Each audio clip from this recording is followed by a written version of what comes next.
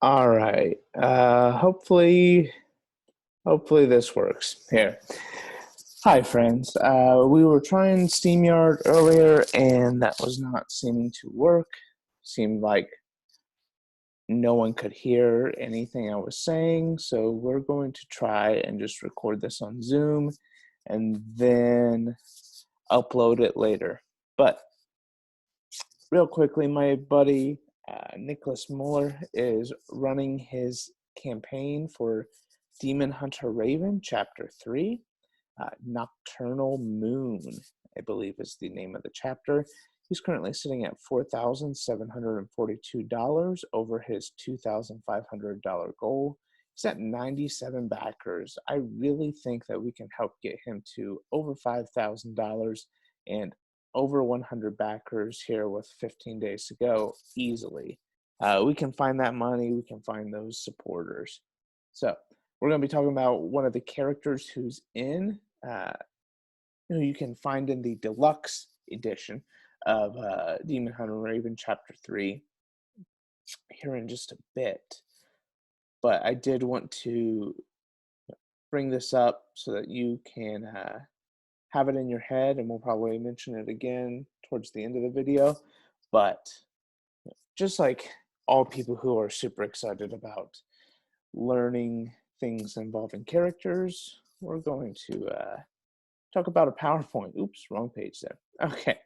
Yep, we are legit going to go through a PowerPoint on this. I know that is not the most exciting thing in the world, but I do not have a great setup for streaming right now, and if my audio can't work on StreamYard, this is just what we're going to have to do.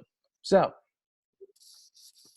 welcome to Creating Characters Part 1, the Paul Tucker way, Paul Tucker method, which is ridiculous to me that could even be considered a method, but that's just how it is right now. And, enough people have asked me that I just feel like I need to talk about it here.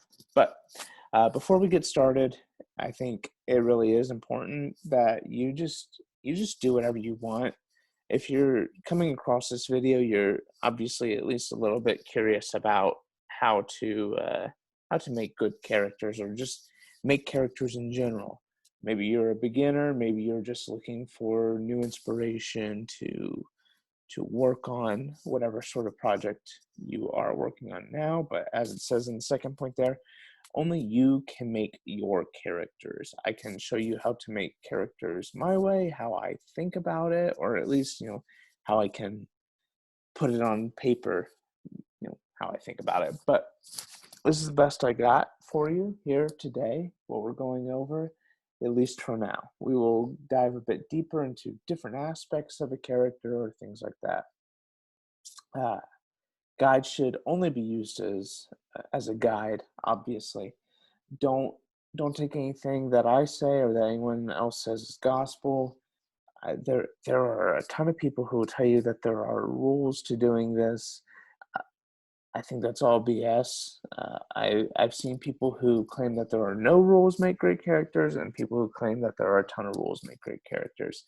I think it really just takes dedication and a lot of obsession. You have to be obsessed about each of your characters. The least interesting one and the most interesting one to you, they both need to be on your mind at all times for you to properly flesh them out. As it says at the beginning here, it's just part 1. This is not something that can be solved in one video, one lifetime, one day, whatever. Just do what you want. Do what you want. Take in one piece of information from this if you want, but in the end, it is all your decision. You could treat this like a lot of people who are believers treat a Sunday morning service and forget all about it as soon as you are not looking at it anymore. Or you can take notes. I can share this PowerPoint somewhere if need be, but otherwise, just do what you want.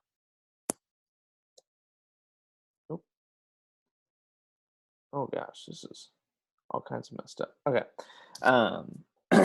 Sorry about that. just why making this video, the whys. Last Friday, this is March 4th currently, so that was February 26th, I think. We had a live stream. Myself, my buddy Nicholas Muller, who is running the Demon Hunter Raven campaign, he's the creator of that series, and our buddy Ichthus, who is a colorist who you can find on YouTube. He does his Sunday Fun Day coloring videos, which are really cool to watch, and watch him improve with his colors every single week. It's really something neat to see.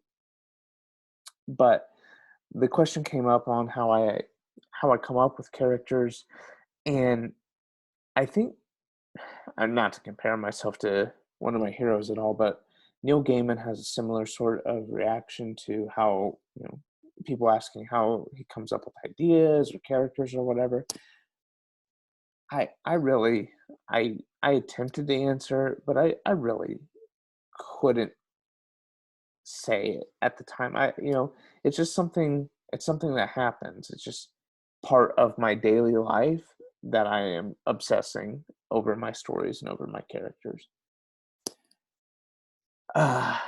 So sometimes, even if you know exactly what you need to do, it helps to hear it from somebody else. It goes back to that idea of just doing whatever the heck you want. Sometimes you already know the answer to the question. You just need to hear it from someone else's mouth. If you do things exactly how I'm saying here in this part 1 video, awesome. Just keep doing what you're doing, and let me validate you, or let me validate at least an aspect of your character creating process. Also, just want to get back to making video content. I originally made the Cavalry Collective channel in order to help creatives who would be in need with free or extremely cheap creative work. And I think that informing an audience at some, it's to some degree is part of that as well. So this is something similar to what that original idea was. My name is Paul Tucker. Of course, just a little bit about me here. I am a screenwriter and comic writer. I'm the creator of Bump Back, which is a comic series that takes horror movie cannon fodder characters, turns them into monsters, and then they're forced to be a sort of apocalypse prevention / supernatural cover-up team. And this is the cover for the first issue, which will be coming out later this year in 2021. Bump Back, Flesh and Bone. We go by SBG Comics for reasons, but yeah, super excited about that. That should be fun. Also the creator of Sunchild, who is the character we'll be talking about later today, series called Underlord, and some other things that are on the back burner. I've done fairly well in some writing competitions, screenwriting competitions, I should say. Done fairly well in the TV pilot competition for Screencraft. There was a writing competition called Get It Made for short scripts, things like that.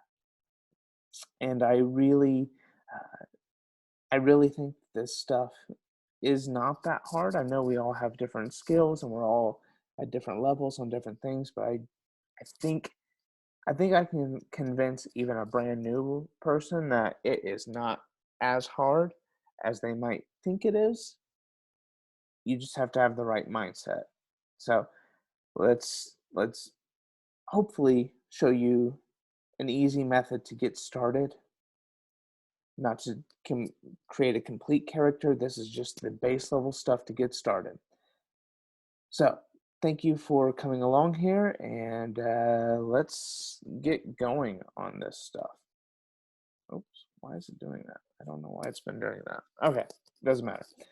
Our example character we're going to be talking about today, and probably in some of the other videos, it will be Sunchild.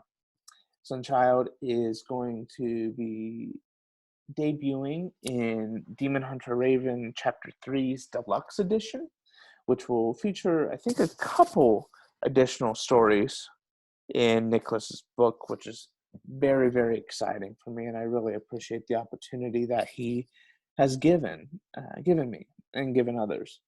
It was fun to create Sunchild with Nick, and we're really excited for the possibility of future stories with Sunchild, as it says here, series coming soon. It was a really fun process. So the questions you should be asking if you are just brand new to creating characters, this is what you need to be asking. What are the rules of the world? Okay, what is the reality that this character, even if you don't know who they are yet, what is the world that they're living in? Okay, you're going to make a different character for someone going to Hogwarts than you would for a political thriller based in our reality. What kind of character does my story need? Missing a question mark there. That's awesome. Oh well. What kind of character does my story need? What is your story missing to make it feel more complete? Number 3, what kind of character do I want to write about? You should not have, if you're doing this right, in my opinion, if when I feel like I'm doing this right, I should say, there's no character that I hate writing about or writing for. The person who your character bumps into when running down the sidewalk should be just as fun for you to write. Maybe not just as fun, but should be fun for you to write. Nothing should be boring in this. It might feel like work, and that's okay. I feel like writing should feel like work sometimes, but make characters you want to write about. Number 4, how is this character the main character of their own story? Just because they are not the main character of the story you are writing does not mean that they should not have their own sort of story, even if we know absolutely nothing about them or will not know anything about them. If they are just a victim waiting to die, there should still be that knowledge in your head. All right. I think it's incredibly important to have that sort of iceberg mindset for all of your characters. Number 5 isn't a question. It's just telling you don't worry about what makes them unique yet. Just follow the first 4 steps. Worry about what makes them unique after you get those first 4 steps done. All right, good. Okay. Number 1, again, was what are the rules of the world? So when I was working on Sunchild, I needed to think of what I was getting into. It was a really great opportunity that Nick provided for me to create this side character in the world of Demon Hunter Raven. But for the first time in my creative life, I was working within a world that was not my own. This is a world created by Nick. The rules of abilities, powers, weapons, enemies, allies, these are ultimately things that Nick would have final say on, right? He's worked really hard to make Demon Hunter Raven something special. I can't come in here as an arrogant son of a gun and try and push my way around, throw my weight around on this. So, not my world. So, not my rules. Someone else's rules. I wanted to tell a story that feels big, but won't create problems for DHR, or Demon Hunter Raven. So I can't have Sunchild in a fight that blows up half of the entire world. Okay. The idea is that Sunchild's story, it is important, and it's important for Sunchild and the characters within that series. But it's also important that I don't do anything ridiculous, do as many ridiculous things as I want, but nothing ridiculous that is going to mess up the continuity of Nicholas's story. DHR, or Demon Hunter Raven, is king in this situation, and I make sure that I am respecting that. These are things I'm thinking about. The series is also made for a wider audience than what I'm used to. A lot of my film scripts and Bump Back especially are not made for family-friendly audiences. So need to have a character closer to family-friendly. I can't have a dude who specializes in tearing spines out of people. Probably not, at least. And again, the deluxe edition cover you can see now on Kickstarter. I was going to post it here, but take this little arrow as a chance to pause the video. Go check that Kickstarter out. The link will be in the description of the video when this gets uploaded. So go check that out now.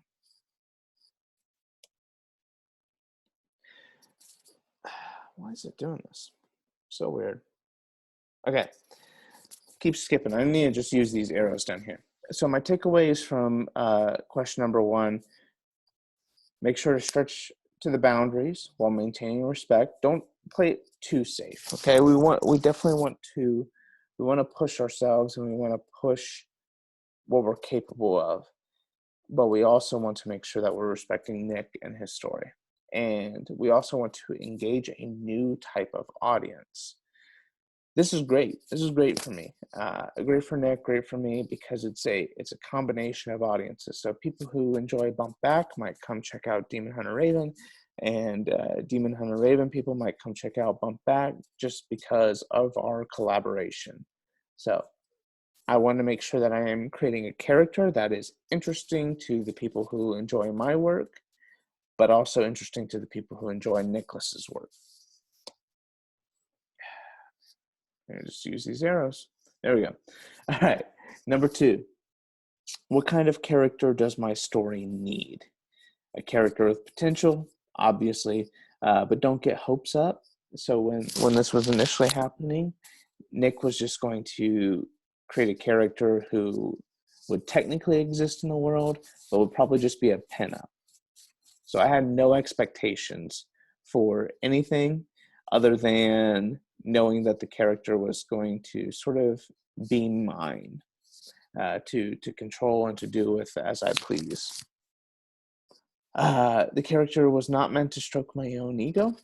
As much as I love boosting my own confidence, it was important to remember that it was not my world. Again, just sort of rehashing the stuff that was mentioned in the first part there. Not my world, not meant to stroke my ego. I need to do something that complements what Nick has created. I wanted this character to stand on their own, away from Violet and Raven, who are both awesome characters that you can now find in Demon Hunter Raven Chapter 3, available on Kickstarter, but could mesh well if Nick ever wanted to put our characters together for whatever reason, even if it's just a one-shot story.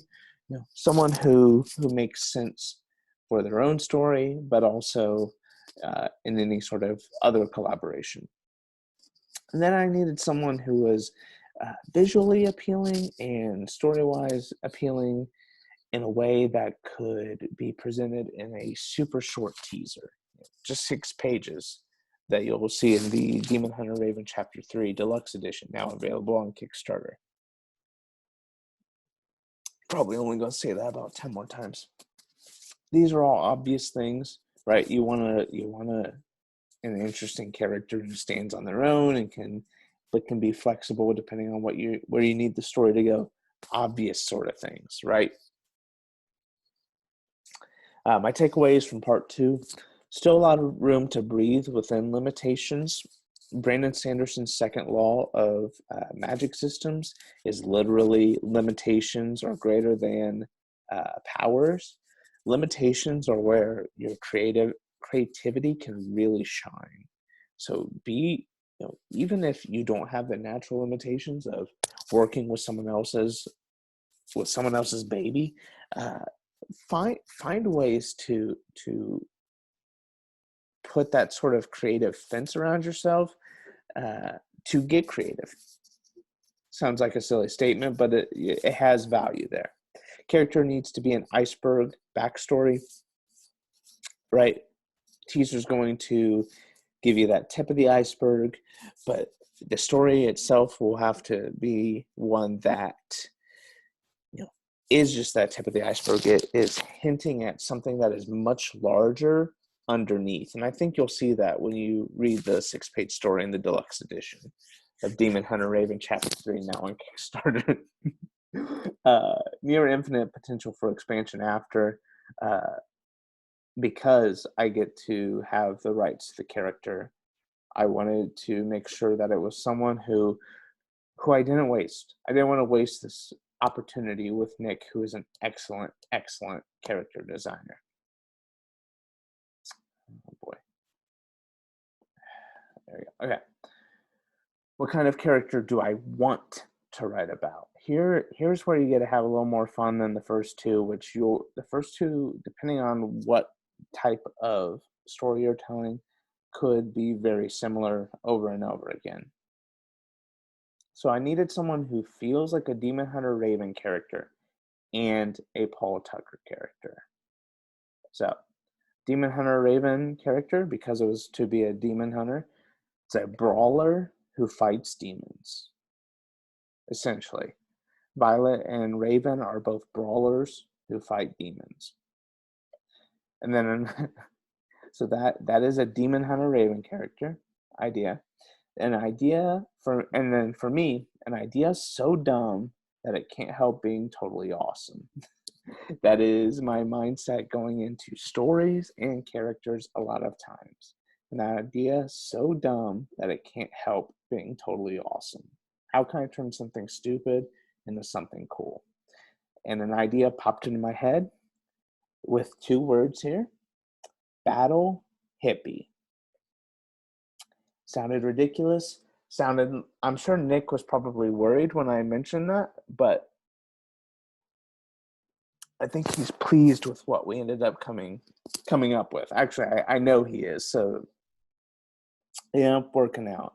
You just have to have a good method behind it. And we'll talk more about that a little bit in this video and a little bit in a later video. A character who covers an area that Nicholas might not with the main series.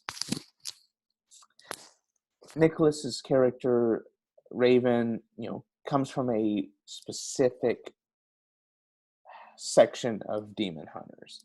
And so I wanted to create not an organization, but a faction, we'll say faction, that might operate completely different from Raven's faction, Nicholas's main faction for the story. Sorry if you keep hearing a buzz. It seems like my work friends have sent 17 messages in 2 minutes here. So, sorry about that. Let me go ahead and put that on Do Not Disturb. That's better. Okay. So a character So a character that people might not want on paper, but will win them over in story. I've always been inspired. I shouldn't say always been inspired. Since I've heard it, I've been inspired by Stan Lee's comment that Iron Man was kind of created on a challenge, that he wanted to create a character that on paper his readers would not like or would not support, but would be won over in their stories. So I think a lot of people, not in my immediate circle in the comic community, but right outside my immediate circle in the comic community, there's a lot of, how do I say this? A lot of people who want to believe that they're super macho, or at least praise super macho-ness to a really weird degree. So if I can make them enjoy a character who is a flowery hippie who's still kind of badass, then I'm happy about that. I'm super happy about that. Again, it just says battle hippie here. Very important to the process that eventually led to Sunchild being born. And then I really wanted to write about somebody dealing with a deeper cost of being a hero, not necessarily secrecy, because I think that was overdone, but I wanted a genuine cost of, okay, so like on Friday, we talked about, this past Friday on stream, we talked about the situational prophecy that Sunchild will find himself in if the rest of these kids that he grew up with also become demon hunters. If they all become demon hunters and they all end up becoming this unit together, they will be great demon hunters inside the universe that Nick has created. But the situational prophecy is that something will happen that they all eventually kill each other in this event that's just known to them as the dance. So if they were to do this, if they were to become these quote unquote heroes for the sake of the demon hunters, to help out however they can, they will eventually kill the people they love the most. For whatever reason that might be, there is this sort of that situational prophecy of the battle royale that they would all eventually have with each other. Which, as you meet the other characters that Sunchild grew up with, it could both excite you and make you fear for the chance that they do go through with this, despite the cost. My takeaways from that: needed to break down the idea of battle hippie and what that meant to me and what that meant to the Demon Hunter Raven world, which meant looking at both words. Battle, for me in the context of battle hippie, that meant trained warrior, and hippie meant flowery, hippie-like commune cult sort of deal. Not obviously not a pure hippie, because he's throwing chakrams and chopping off demon heads and chopping their heads in half and things like that. So little flowery, but not a pacifist by any means.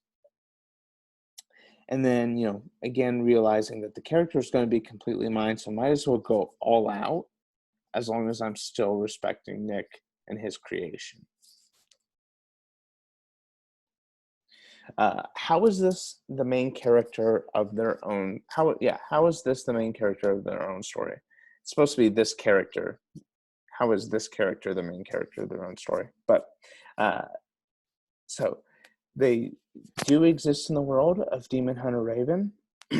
Everything that Raven and Violet are doing, that is happening in the same world as Sunchild, even if he is in a different part of the world. Right? They're both, I think,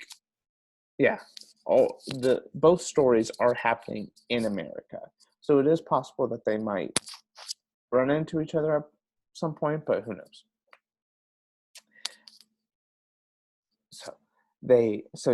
Okay. They are the main character in their own story. They are not a side character in Demon Hunter Raven's world. It is a side story. They will be the representative of this special unit of demon hunters we're going to meet, who will introduce us to this world within a world and its rules. So we are going to learn about the cult, learn about these other characters through Sunchild and through his journey as a demon hunter. And he is the deeper point of view character to get the ball rolling on the lore and life of this specific demon hunter cult and its warriors. We will meet the other kids. They will be point of view characters of their own, and they will feel like main characters of their own story. For at least now, though, Sunchild is the point of view that we are following. So he is our main character. He is our protagonist, and we are seeing the world through his eyes and his story. There we go. Takeaways for that fourth question. We may never see Sunchild on the same panel as Raven, so it was important that when I was coming up with the backstory, coming up with the design ideas to give to Nick to make my words on a page look cool, it was important that I did not make a character who, again, would be stroking my ego and would be a character that Raven would need in the future for whatever reason. Again, Raven and Sunchild and Violet might be on a page together one day, but it's not important to me that that does happen. If it does happen, super cool, and it'll be an exciting opportunity, but not the intention when creating this character or the characters to come. Next takeaway was this idea of a unit of demon hunters means that I can write myself into an ensemble story, which is my comfort zone. So I, when making Sunchild, making his backstory, I was writing myself into that ensemble story. So when you're creating that character, whoever they are, even if they're ultimately a character who is quite different than what you're used to, you can still write them in a way that works them into that zone that you know how to write for. I know that might sound different, but you can take any character, right? We have, how do I word this? We had 2 rom-coms that came out like in the same year or two that both dealt with assassins, right? There was one with Tom Cruise and then one with Ashton Kutcher, I think, and they both came out at like the same time. So the person wrote an assassin spy story and a rom-com. Whoever the writer or writers were for those movies, it's possible that they knew how to write a spy action story but wanted to write a rom-com, or they knew how to write a rom-com but wanted to tell a spy action story. You can do the same sort of thing with your work. Start at that level where you're coming up with your character, and find those ways to get into your groove. Not where you're creating the same story over and over again, but look for those little things that you like to write about. Okay? You can have really great horror scenes in a movie that isn't, or in a story that isn't horror. Okay, Dunkirk gave me more anxiety than any horror movie I've seen since Halloween when I was too young to watch it. Look for those comfort zone things that you like to write about and really dig into those. Just don't over rely on them.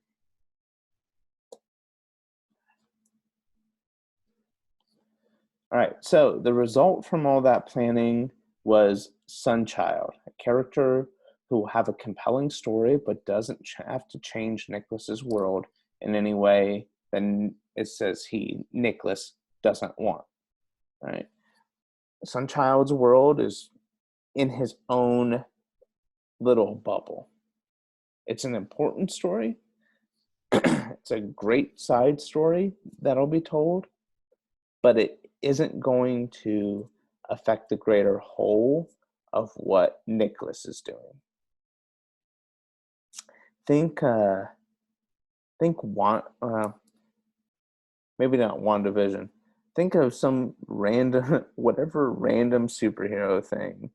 Ant-Man, probably the first Ant-Man, right? I know Ant-Man eventually joins the Avenger team and whatnot, but just look at it that way. The first Ant-Man is a story that happens within the Marvel universe, but doesn't until the second movie, I think. Doesn't really do anything that ultimately affects it. Part of the thing from question number 2, We got a brawler who is not the typical badass. All right. Sunchild, when he is not out in the field, is probably walking around in flip-flops and shorts and a tank top, and is just lounging about. Okay, not always training, not going and looking for a fight at every possible turn. Just can fight, is not always looking for it though. And number 3, very enthusiastic. We really wanted to remember that battle hippie idea, that trained warrior from the flowery cult. And then from number 4, that sort of leftover thing was character who exists in the main world of Demon Hunter Raven, but is part of a section of the world that is deep with lore, mystery, and lots to explore. So we're going to make a, Sunchild could expand out of the little area he's going to be in when the story starts, but we're going to make that little area feel deep and interesting to the reader. We want you to enjoy your time in this area that Sunchild is going to be inhabiting. It will be worth your time. So, and this here, I know it's kind of compressed a little bit because whatever, I'm not great at PowerPoint and I just wanted to show these back to back. But here we have Pencils and Inks by Bill Jersey and colors out here on the right by Ichthys. You can go watch the stream where he did that and we talked about Sunchild on Ichthys's channel. For Sunchild, the video was fantastic and it was a super fun time. But this was the character that we ended up coming up with. He is missing his orange rose here, but we're just going to say that it's hidden behind this shoulder pauldron here, the shoulder armor, whatever, here. But this is the fantastic Sunchild that we ended up coming up with, and I can show that sort of character description sheet that I sent Nick when we created it. And this was Nick's initial creation for him, and this is what you'll sort of see when when you see the 6-page story, and then this will be the cover for that story. And I'm super excited about that. I really appreciate Nick making that happen, and Bill Jersey and Ichthys for doing the art. Looks awesome. Okay, so in closing, there is more to come. It's been a long day. I've been testing kids nonstop. I'm a teacher, and we're doing some important testing for the specific type of student that I teach. So, this might not be the best video ever, but it is something that I just wanted to do and put together for everyone. For anyone who might be interested, this is just part 1. Okay, there is more to come. We're going to dive deeper into each aspect of Sunchild, or some of the other characters, if that is what someone is interested in. I'm hoping to get a bit better at these, but right now all I can do is a little PowerPoint and talking on a Zoom recording. But we'll get there. Make sure you go back Demon Hunter Raven Chapter 3 to get your first taste of a Sunchild story. You're going to get a 6-page teaser. Not going to be anything super deep, but it is a really fun 6-page teaser that you can find in the any deluxe version of Demon Hunter Raven Chapter 3. And right now you can go on Kickstarter and you can back Demon Hunter Raven and get your hands on both the first volume that has chapters 0, 1, and 2, as well as some side stories. Super fun. And get caught up before you read Demon Hunter Raven Chapter 3 and read that Sunchild side story. Really excited for that and for you to get your hands on it. I'm going to put the link in the description for all of Nick's social media accounts and the Kickstarter. But thank you for stopping by.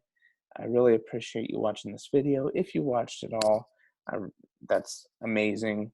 I hope you got at least a little bit of an idea on how you might need to consider, or at least how I go about thinking about characters, and maybe that showed you something that you can do for your method.